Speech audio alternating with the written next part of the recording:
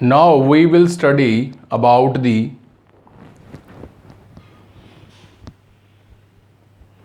Hello nursing students.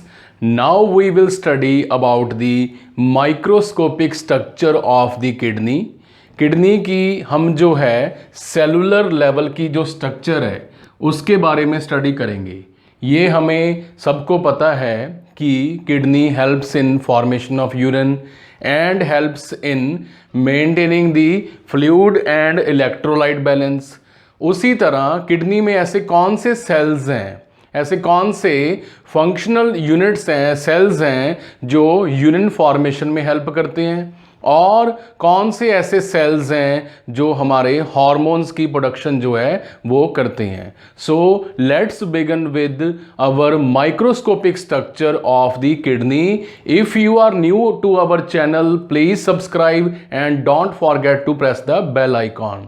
So our kidney, जो हमारी kidney है, ये लगभग near about 1 to 2 million, yes please 1 to 2 million जो हैं हमारे रीनल सेल्स, इनको बोला जाता है रीनल सेल्स। रीनल सेल्स या फिर फंक्शनल यूनिट्स यस नेफ्रॉन्स की बनी होती है। नेफ्रॉन्स की जो है ये हमारी किडनी बनी होती है, और ये जो हमारे नेफ्रॉन्स हैं इनका मेन फंक्शन है to help in the filtration of waste product of the blood। Blood में प्रेजेंट वेस्ट प्रोडक्ट कौन कौन से वेस्ट प्रोडक्ट हैं? यस, एक्स्ट्रा वाटर, जो हमारी बॉडी में एक्स्ट्रा वाटर है, पानी की मात्रा है, उसको फिल्टर करना। एक्स्ट्रा अमाउंट में sodium, potassium, chlorine, calcium, iron and other जो है हमारे सर्टन केमिकल्स को फिल्टर करना, इलेक्ट्रोलाइट्स को फिल्टर करना। इसके अलावा we can say filtration of drugs and to remove the dead hormones, inert hormones जो हैं उनकी अमीनो प्रोटीन्स को, जो है अमीनो एसिड प्रोटीन्स को रिमूव करना, हार्मोन्स को रिमूव करना। और ये जो हमारे नेफ्रॉन्स हैं इनकी स्ट्रक्चर अगर जब हम स्टडी करेंगे, इनकी स्ट्रक्चर जब हम बहुत डिटेल में स्टडी करने वाले हैं, तब हम देखेंगे कि इनकी डिज़ाइनिंग और इनका जो है किडनी में प्रेजेंट होना ऐसे तरीके से प्रेजेंट हैं कि यूरिन फॉर्मेशन तो होती ही होती है, बट हम इसकी स्टडी को जब इसके डिज़ाइन को स्टडी करेंगे तब हम ये भी देखेंगे कि इसके ऊपर ग्रेविटी का जो इफ़ेक्ट है वो भी बहुत कम जो है पड़ता है। ये 100% depend upon the blood pressure, renal arteries में जो प्रेशर है वो यहाँ पे देखने को मिलता है। तो बेसिकली हमारे जो नेफ्रॉन हैं इनकी स्ट्रक्चर कैसी है? तो नेफ्रॉन की स्ट्रक्चर को स्टडी करते वक्त हमें एक कप शेप बोमन कैप्सूल, जिसको हम बोलते हैं बोमैन कैप्सूल की हमेशा याद आती है। तो इस बोमन कैप्सूल का जो नाम है, it is after the name of sir William Bowman. ठीक है, विलियम बोमैन के नाम से ये पर्सन हैं हमारे डॉक्टर, एनाटॉमी के साइंटिस्ट विलियम बोमैन, जिन्होंने in the year 1852, please note it down, year 1852 में जो है बोमन कैप्सूल के बारे में बताया।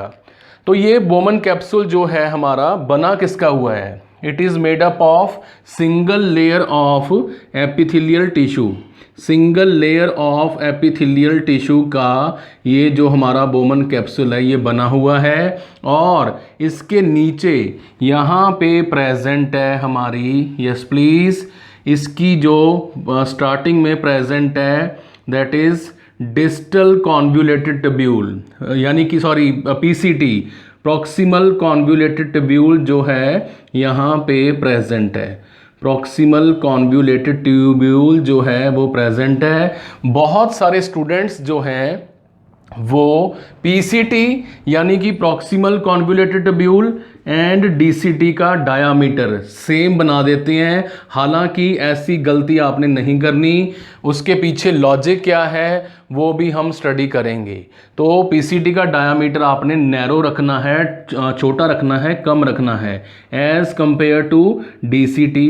डीसीटी जो है इसके मुकाबले ज़्यादा वाइड है। डीसीटी जो है डिस्टल कॉन्वोल्यूटेड ट्यूब्यूल जो है ज़्यादा वाइड है। इसके बाद आती है हमारी यस प्लीज़ कलेक्टिंग डक्ट। ये जो है हमारी ट्यूब, ये है कलेक्टिंग डक्ट। तो कलेक्टिंग डक्ट नाम से ही पता चल रहा है कि कलेक्ट कर रही है यूरिन को जो है ब्लड के फिल्ट्रेशन के बाद। So it is a very simple. और ये जो पार्ट हमारा नीचे वाला है, ये वाला, it is loop of Henley. Loop of Henley जो है इस पार्ट को बोला जाता है। सो हमने देखा कि किडनी के अंदर सेल्स प्रेजेंट हैं जिनका नाम है नेफ्रॉन, और ये नेफ्रॉन की अब हम लोकेशन जो है वो स्टडी करेंगे। तो लोकेशन को स्टडी करने से पहले आपको जो है यहाँ पे थोड़ा ध्यान देना पड़ेगा भी इनकी जो लोकेशन है, नेफ्रॉन्स की जो लोकेशन है वो किस प्रकार है, कैसे है, और कैसे हमारा जो ये ब्लड है वो फिल्टर होता है। तो nephrons are basically present. Nephrons कहाँ पे हैं? Nephrons 80 to 90%, please note it down, 80 to 90% nephrons जो हैं they are present in the cortex area. Kidney के कॉर्टेक्स एरिया में प्रेजेंट हैं। ये वाला जो एरिया है सारा, यहाँ पे हमारा ये वाला जो एरिया मैं ड्रॉ कर रहा हूँ यहाँ पे ऐसे वाइड कर रहा हूँ सारा, यहाँ पे प्रेजेंट है हमारे 80 to 90% नेफ्रॉन्स। जो ये हिस्सा मैंने वाइड किया है अभी, यहाँ पे प्रेजेंट है 80 to 90% नेफ्रॉन्स। तो बेसिकली नेफ्रॉन्स कॉर्टेक्स में पड़े कैसे होते हैं? ये हमारी किडनी है यहाँ पे, ओके। तो ये पार्ट जो है इसका हो गया हमारा पीछे वाला सारा कॉर्टिकल एरिया या कॉर्टेक्स, राइट। प्लीज़ बहुत ध्यान से समझिए, it is very very logical. जब कंसेप्ट क्लियर होते हैं तब रट्टा नहीं मारना पड़ता, तब जो है स्टूडेंट अपनी ही लैंग्वेज में आंसर लिख सकते हैं। The main thing is that concept should be crystal clear. तो जैसे ही हम किडनी के कॉर्टेक्स एरिया को देखते हैं, ये वाले एरिया को, तो नेफ्रॉन्स जो हैं वो यहाँ पे ऐसे प्रेजेंट हैं, ऐसे जो हैं यहाँ पे प्रेजेंट हैं, ठीक है जी। नेफ्रॉन्स जो हैं वो यहाँ पे ऐसे प्रेजेंट हैं, ओके, राइट। समझ रहे हो बात को? ओके जी। यहाँ पे हमारा जो नेफ्रॉन है वो ऐसे प्रेजेंट है। क्लियर है बात सभी को? ठीक है, ओके। यहाँ पे हमने नेफ्रॉन की स्ट्रक्चर जो है ड्रॉ की है। तो हमने क्या देखा?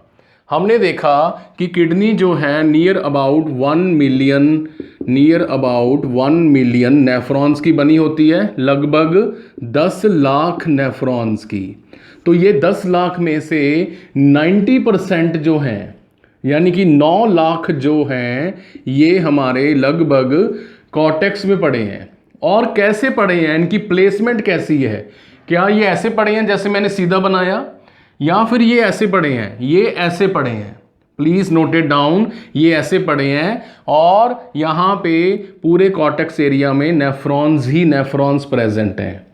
और जो नेफ्रॉन्स की कलेक्टिंग डक्ट वाली ट्यूब है, कलेक्टिंग डक्ट जो है ये हमारी कहाँ पे खुल रही है आके?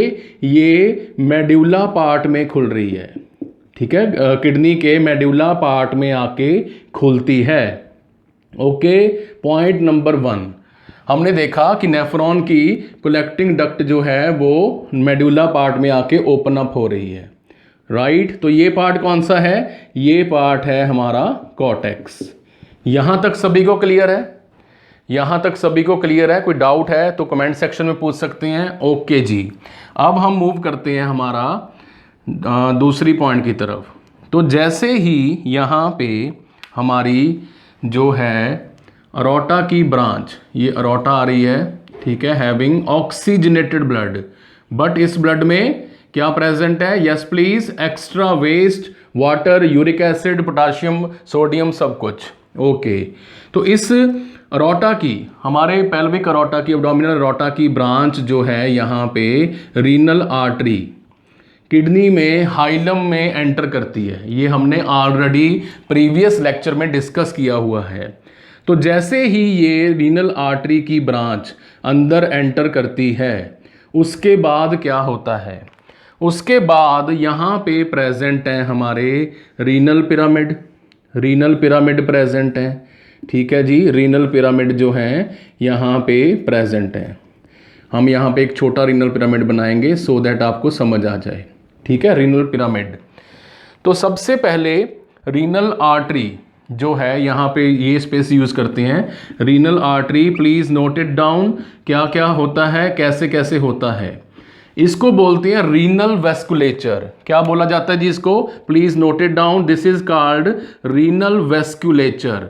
वेस्कुलेचर का मतलब होता है, वेस्क्यूलेचर जो है इसका मीनिंग होता है, इसका मीनिंग है जी blood supply in the kidney. Kidney में ब्लड सप्लाई कैसे होती है, सबसे पहले रीनल आर्टरी, ये वाली RA रीनल आर्टरी। ओके, वेस्क्यूलेचर हम स्टडी कर रहे हैं, तो हम देख रहे हैं कि कैसे यहाँ पे हमारी रीनल आर्टरी की ब्रांच अंदर एंटर कर रही है। ओके, इसके बाद रीनल आर्टरी की जो ब्रांच है, रीनल आर्टरी की ब्रांच यहाँ पे हमारे रीनल पिरामिड्स के आसपास यहाँ पे ऐसे जो है ब्रांचेस बनाती है, ठीक है। यहाँ पे ऐसे जो है हमारी ब्रांचेस बनाती है। ओके, इन ब्रांचेस को बोला जाता है arcuate arteries. Please note it down, arcuate arteries इनको बोला जाता है। आर्टरीज ज़्यादा हैं, आर्क्यूएट आर्टरीज यहाँ पे पहुँच चुकी हैं, ठीक है जी। कौन सी आर्टरीज, आर्क्यूएट आर्टरीज यहाँ पे पहुँच चुकी हैं रीनल पिरामिड्स के आसपास। ये आरपी लिख रहा हूँ मैं, रीनल पिरामिड्स। तो हमने अभी तक स्टडी किया रीनल ब्लड सप्लाई, रीनल वस्कुलेचर में भाई साहब क्या हो रहा है, रीनल आर्टरी आ रही है नंबर 1। ओके, रीनल पिरामिड्स के आसपास आर्क्यूएट आर्टरीज ब्रांचेस बना रही हैं। ओके, अब ये ब्रांचेस जो हैं ये हमारे कॉर्टिकल एरिया में जो है आगे और भी ज़्यादा ब्रांचेस बनाती हैं। कॉर्टेक्स एरिया में ये हमारी जो आर्क्यूएट आर्टरीज हैं ये और भी ज़्यादा ब्रांचेस जो हैं बनाती हैं। इन ब्रांचेस को बोला जाता है, please note it down, interlobular arteries. इनको क्या बोला जाता है जी, इंटरलोब्यूलर आर्टरीज। इंटरलोब्यूलर आर्टरीज बनाती हैं। इंटरलोब्यूलर आर्टरीज ये हो गई हमारी इंटरलोब्यूलर आर्टरीज IA, और ये वाली थी हमारी, yes please, arcuate arteries AA। तो AA देखा आपने, IA देखा, interlobular arteries and renal arteries, ठीक है। यहाँ पे ये बात सभी को समझ आ गई। कोई डाउट, कोई आपको क्वेरी है तो ask immediately in the comment section, और आप भी जो है यहाँ पे पूछ सकते हैं। ओके, तो बड़ी मज़ेदार कहानी निकली। ओके, हमने तो अभी तक यही पढ़ा था एवरेज बुक्स में, क्या पढ़ा था, रीनल आर्टरी। ओके, अब पता चला आर्क्यूएट आर्टरी, इंटरलोब्यूलर आर्टरीज, यही वो चीज़ है जो गवर्नमेंट एग्जाम में पूछी जाती है।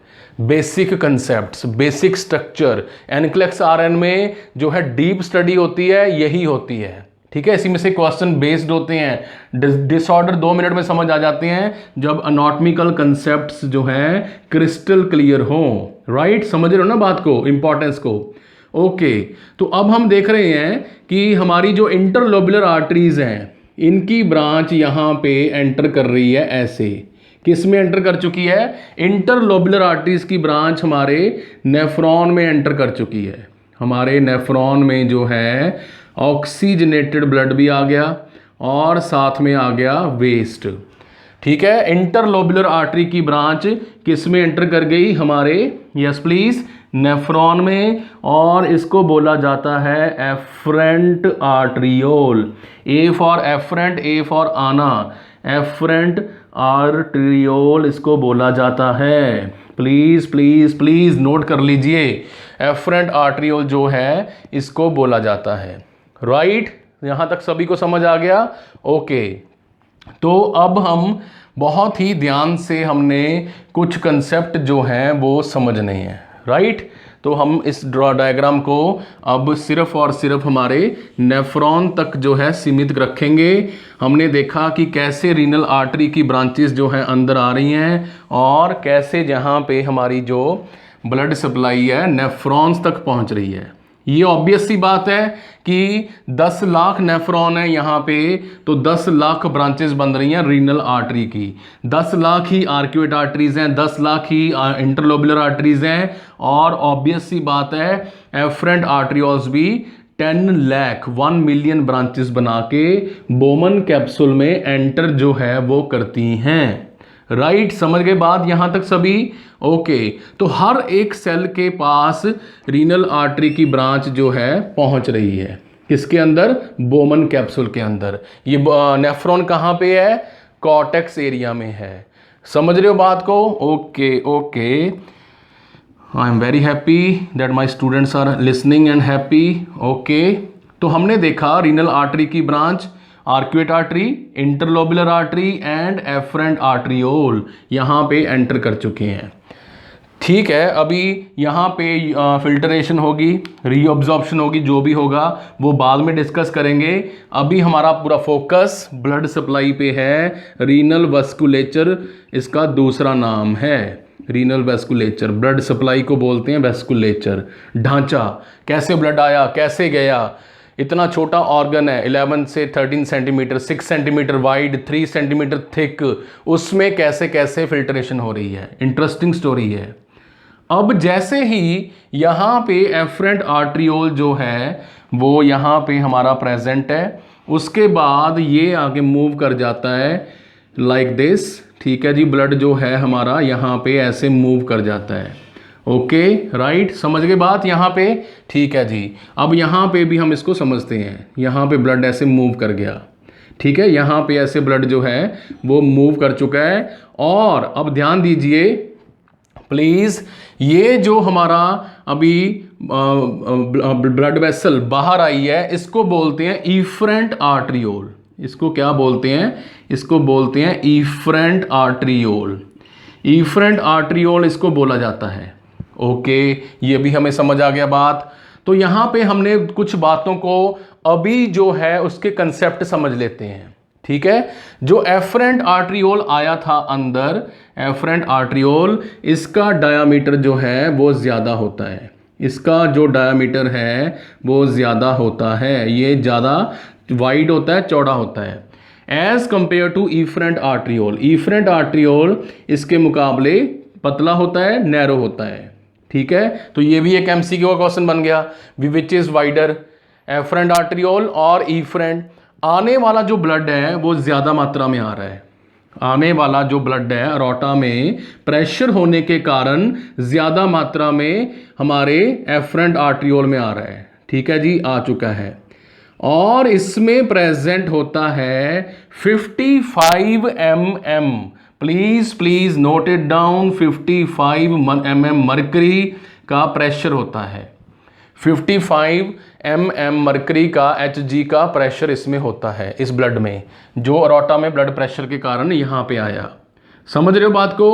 Okay, right. यहाँ तक सभी को क्लियर है? कोई डाउट, कोई query? No doubt, should we proceed further? Okay, तो हमने देखा कि यहाँ पे 55 mm मर्करी का प्रेशर आ रहा है, राइट? उसके बाद ये जो हमारा इफरेंट आर्टरियोल है ये नैरो है। यहाँ पे फिर हुआ क्या?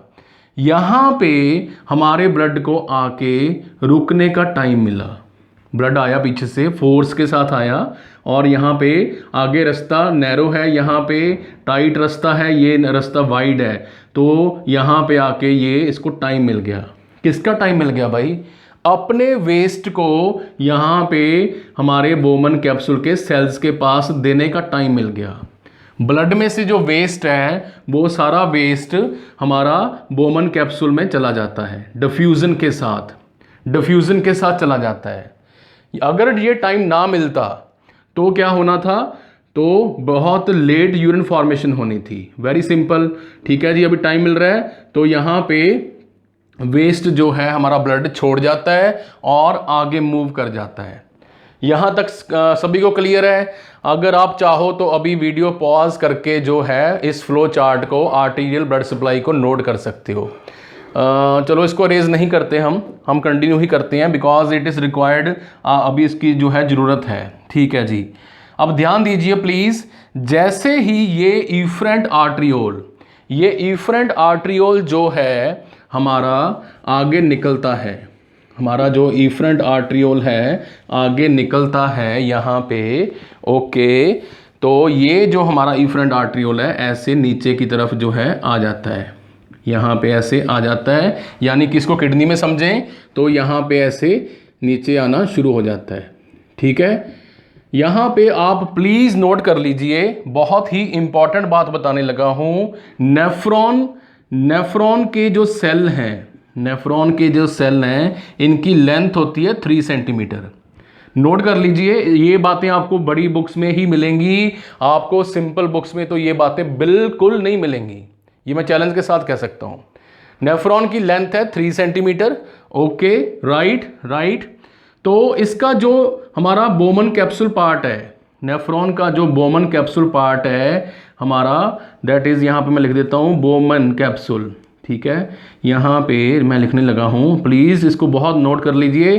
बोमन कैप्सूल जो पार्ट है, अकेला ये बोमन कैप्सूल, ये कप शेप एरिया, ये कप शेप एरिया सिर्फ और सिर्फ ये एरिया कहाँ पे प्रेजेंट है? कॉर्टेक्स में। बाकी की बची सारी ट्यूबिंग, प्लीज नोट कर लीजिए, बहुत इंपॉर्टेंट बात है, ध्यान दीजिए। बाकी सारी ट्यूबिंग जो है, ये जो है PCT, proximal convoluted tubule, loop of Henley and DCT, ये जो हमारी ट्यूब्स हैं ये किडनी के मेडुला पार्ट में आ जाती हैं। मेडुला पार्ट में जो है ये आ जाती हैं। समझ आई बात? नहीं समझ आई तो बताता हूं मैं। ठीक है जी, अब देखिए ध्यान से, हमें ब्लड सप्लाई समझ आ गई। अब मैं ये जो ब्लू कलर की लाइन लगाने लगा हूं, ये हमारा इसको डिवाइड करेगा कॉर्टेक्स एंड मेडुला में। ठीक है, अब आपको समझ आ जाएगा। Very right. तो हमने देखा कि सिर्फ और सिर्फ बोमन कैप्सूल वाला एरिया, नेफ्रॉन सेल का बोमन कैप्सूल का एरिया सिर्फ और सिर्फ कॉर्टेक्स में प्रेजेंट है, कॉर्टेक्स में। क्लियर है? उसके बाद ये जो एरिया है PCT, DCT and collecting duct, ये पार्ट सारा यहाँ पे मेडुला में प्रेजेंट है। ये पार्ट कौन सा था? कॉर्टेक्स। समझ आई बात? ये जो डिजाइनिंग है, ये जो फंक्शनिंग डिज़ाइन है हमारे नेफ्रॉन का, किडनी का, ये बहुत बहुत बहुत इम्पॉर्टेंट है समझने के लिए भी। ऐसा क्यों है? ऐसा क्यों है ये अभी हम राज खोलेंगे, सीक्रेट खोलेंगे, बट आपने पहले ये समझना है कि बोमन कैप्सूल वाला एरिया कॉर्टेक्स में प्रेजेंट है, इस एरिया में। ओके, एंड जो बाकी बचा हुआ नेफ्रॉन का हिस्सा है, नेफ्रॉन की, अगर नेफ्रॉन को हम स्नेक मान लें तो इसकी जो पूंछ है सारी PCT, DCT, LH, PCT, LH, DCT, ये प्रेजेंट है इस एरिया में, यानी ये लटक के ऐसे आ जाता है। ओके, तो इसका सीक्रेट क्या है? इसका ऐसा क्या सीक्रेट है कि नेचर ने, गॉड ने इसको ऐसे बनाया है? Please note it down, observe पहले करो, वीडियो को ध्यान से देखो, बुक्स भरी पड़ी हैं, बुक्स में से ही हम निकाल के सिंपलीफाई करके एक्सप्लेन करने के लिए वीडियोस बना रहे हैं, इसको बहुत ध्यान से समझिए। जैसे ही इफरेंट आर्ट्रियोल यहाँ से ऐसे नीचे वापस मुड़ता है तो ये किस में एंटर कर जाता है? ये एंटर कर जाता है अब हमारे, यस, मेडुला में। वेरी वेरी राइट, मेडुला में एंटर कर जाता है। यहाँ पे मेडुला में एंटर कर गया ना। यहाँ पे देखो ऐसे, पहले किस में गया? कॉर्टेक्स में, कॉर्टेक्स में गया, यानी जो हमारा एफरेंट आर्ट्रियोल है, एफरेंट आर्ट्रियोल है आने वाला, ये कहाँ पे प्रेजेंट है? इसके साथ नोट कर लीजिए, कॉर्टेक्स में। ठीक है, और इफरेंट आर्ट्रियोल जो है ये कहाँ पे प्रेजेंट है? हमारा मेडुला में। अब हमारा इफरेंट आर्ट्रियोल मेडुला में आ चुका है, वेस्ट अपना कहाँ छोड़ के आया?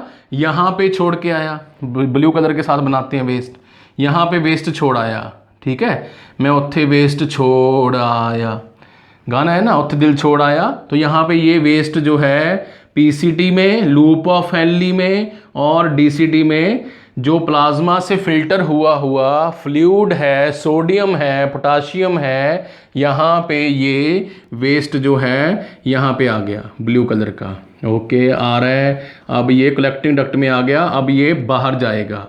कहाँ जाएगा बाहर? हमारे यूरेटर के थ्रू जो है बाहर जाएगा, क्योंकि साढ़े 10 लाख नेफ्रॉन्स की जो कलेक्टिंग डक्ट है वो यहाँ पे इस एरिया में आके खुल रही हैं, ठीक है, क्योंकि सारे कॉर्टेक्स में क्या पड़े हैं? नेफ्रॉन पड़े हैं। तो यहाँ पे ऐसे नेफ्रॉन्स अपनी कलेक्टिंग डक्ट पीछे की तरफ छोड़ रहे हैं, ठीक है जी। डिज़ाइन देखो पहले, तो सबसे पहले मज़ा आ जाता है भी। गॉड भी आर्किटेक्चर है, गॉड भी बहुत तकड़े इंजीनियर है, ठीक है। सारी नेफ्रॉन्स की कलेक्टिंग डक्ट यहाँ पे कैलियक्स एरिया में आके खुल गई। नेफ्रॉन कहाँ पड़े हैं जी? नेफ्रॉन पड़े हैं यहाँ पे। तो इनकी कलेक्टिंग डक्ट कहाँ आके खुल गई? यहाँ पे।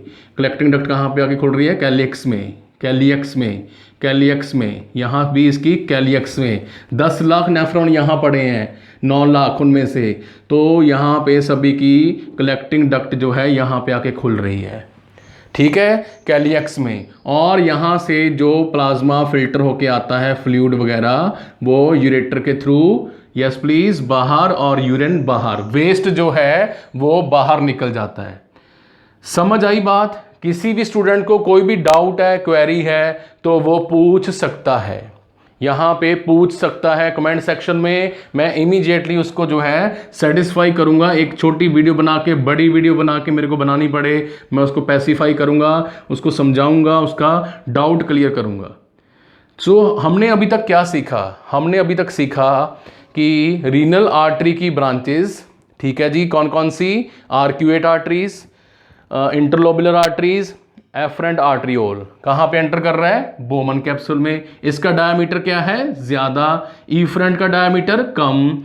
और अब जैसे ही इफरेंट यहाँ से निकल के मेडुला पार्ट में आ जाता है, यहाँ से निकल के मेडुला पार्ट में आ जाता है। Okay, let me arrays it, तो सो दैट आपको ईजिली समझ आए। बस ये बात याद रखनी है कि हमारे 1 मिलियन नेफ्रॉन्स की जो वो है कलेक्टिंग डक्ट हैं, वो मेडुला पार्ट में खुल रही हैं। पीसीटी मेडुला पार्ट में है, डीसीटी मेडुला पार्ट में है, और लूप ऑफ हेनली भी कहाँ पे है? वो सारी मेडुला पार्ट में है। ओके, तो जैसे ही यहाँ पे ये efferent arteriole, please focus now, बाहर आती है, मेडुला में पहुँच जाती है, तो ये PCT, proximal convoluted tubule, and DCT and loop of Henley के आसपास ऐसे रैप हो जाती है। What A design, what A design, ऐसे जो है यहाँ पे। Okay, let me make it very fast and clear for you, so that आपको समझ आ जाए, ठीक है। समझना बहुत बहुत इंपॉर्टेंट है, उसके बाद तो कहानी ही लगती है। नॉट मी जी, इतनी कोई बात नहीं है इसमें, ठीक है, समझना ही जरूरी है, हमने रट्टा नहीं मारना। ओके, तो यहाँ पे पड़ा है हमारा, यस प्लीज़, नेफ्रॉन। नेफ्रॉन का बोमन कैप्सूल कहाँ पे है? कॉर्टेक्स में। और इसका PCT, DCT and loop of Henley collecting duct कहाँ पे है? यहाँ पे।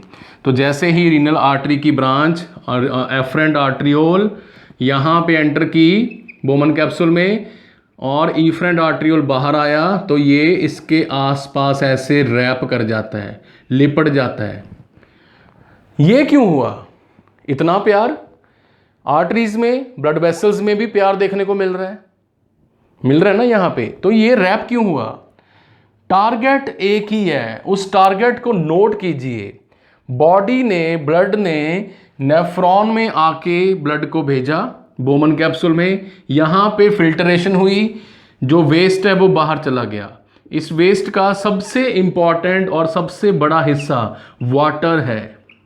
तो जैसे ही वाटर इस हमारी PCT and DCT, proximal convoluted tubule, distal convoluted tubule से बाहर निकलना शुरू कर जाता है, तो हमारा जो इफरेंट आर्ट्रियोल है, इसको ऐसे रैप करता हुआ इसमें से जाता हुआ ब्लड क्या ले लेता है बाहर, वाटर खींच लेता है। ये वाटर जो है बीच में से जा रहा है यहां से, इसको बाहर खींच लिया जाता है। ठीक है, इसको बोलते हैं रीअब्जॉर्प्शन। इसको क्या बोलते हैं, इसको बोलते हैं री का मतलब दोबारा अब्जॉर्ब कर लिया गया। स्कीम देखो तो आप भगवान की स्कीम देखो, गॉड की, अल्लाह की स्कीम देखो जी, जीसस क्राइस्ट की स्कीम, जिसने सृष्टि को बनाया है, ब्रह्मा विष्णु महेश जिसने भी बनाया है, वाकई ही काबिल तारीफ डिज़ाइन है। बोमन कैप्सूल में एफरेंट आर्ट्रियोल आया और आगे चला गया। ठीक है, जाते ही इसने पीसीटी एंड डीसीटी को रैप अप कर लिया। टारगेट क्या है कि जाते हुए वेस्ट में से, ब्लू कलर वाले वेस्ट में से भी वाटर को प्लस अभी भी ये सेटिस्फाई नहीं हुआ, सोडियम को वापस खींचा जा सके, क्योंकि जहां पे वाटर होगा वहां पे सोडियम होगा। Wherever sodium goes water follows. Okay, तो यहां पे हमने देखा कि कैसे एफरेंट आर्ट्रियोल ने वेस्ट छोड़ा। वो वेस्ट इफरेंट आर्ट्रियोल की ब्रांचेस, इफरेंट आर्ट्रियोल की ब्रांचेस, इन ब्रांचेस का क्या नाम है, इन ब्रांचेस का नाम है peritubular. Please note it down, peritubular network, peritubular capillaries भी इसको बोला जाता है, पेरी ट्यूबुलर कैपिलरीज इसको बोला जाता है। हाँ जी, रिवीजन करते हैं फटाफट। एफरेंट आर्ट्रियोल कहां पे एंटर कर रहा है, बोमन कैप्सूल में। बोमन कैप्सूल कहां पे प्रेजेंट होता है, कॉर्टेक्स में। पीसीटी डीसीटी एलएच कहां पे प्रेजेंट है, मेड्यूला में। 10 लाख नेफ्रॉन्स का PCT DCT loop of Henley कहां पे प्रेजेंट है, मेड्यूला में। और कलेक्टिंग डक्ट जो है अब बचा खुचा सिरे का, बहुत ही ज्यादा फालतू, अब ये वेस्ट बाहर निकलेगा, अब ये वेस्ट जो है बाहर निकलेगा। इस जाते हुए वेस्ट में से भी वाटर जो है, सोडियम जो है, उसको रीअब्जॉर्ब कर लिया गया। रीअब्जॉर्ब किसने किया, कलेक्टिंग ट्यूब्यूल्स में से पेरी ट्यूबुलर नेटवर्क ने, पेरी ट्यूबुलर नेटवर्क ने इसको कलेक्ट किया। ये जो रेड कलर वाला, इसको ऐसे जो है रैप अप किया है। ठीक है जी, सराउंडिंग में प्रेजेंट है, घेर लिया है इसको। इसको जो है इसमें से जाते हुए, ब्लैक कलर वाली ट्यूब में से जाते हुए जो वेस्ट है, इसमें से सोडियम एंड वाटर को खींच लिया गया। ये है अभी पार्ट 1, स्टोरी का पार्ट 1 है। जाते जाते पार्ट 2 भी खत्म कर देते हैं। पार्ट 2 छोटा सा है, क्यों लटकाना है हमारे लेक्चर को। ठीक है जी, वेस्ट इसने इकट्ठा कर लिया। अब ये वेस्ट कहां लेके जाएगी, ये लेके जाएगी हमारी, यस, कहां पे, वेन्स में, वेन्स में जाएगा। ब्लड में से वाटर इकट्ठा हो चुका है, जाते हुए वेस्ट में से वाटर निकाल लिया गया है, सोडियम निकाल लिया गया है। अब ये जो हमारा सोडियम एंड वाटर है, ये कहाँ जाएगा, रीनल वेन्स में, रीनल वेन्स में जाएगा। ठीक है, ओके, रीनल वेन्स में जाएगा। ठीक है जी, इसको हम समझ लेते हैं। इतनी भी बड़ी क्या बात है, जब आपका साथ है तो क्या गम है। ठीक है, अभी इसको समझ ही लेते हैं। ओके, तो एफरेंट आर्ट्रियोल, उसके बाद क्या बनेगा, yes, efferent arteriole, efferent arteriole. ठीक है जी, इफरेंट आर्ट्रियोल बनेगा। उसके बाद क्या बनेगा, peritubular network. Please note it down. Okay, peritubular, अभी हम ब्लू कलर में से स्टार्ट करेंगे। Peritubular network, peritubular network बनेगा। ओके, कैपिलरीज भी लिख सकते हैं आप। और अब ये जाएगा ब्लड हमारा कहाँ पे, that is we can say renal venules, renal venules में जाएगा, रीनल वेन्यूल। उसके बाद हमारी रीनल वेन। ओके, देन जाएगा इंफीरियर वेना कावा। चलो पहले यहाँ पे पूरा कर लेते हैं। ठीक है, दिस इज रीनल वेन्यूल। अब जाएगा ये बाहर आके किसमें, यस प्लीज, इंफीरियर वेना कावा में।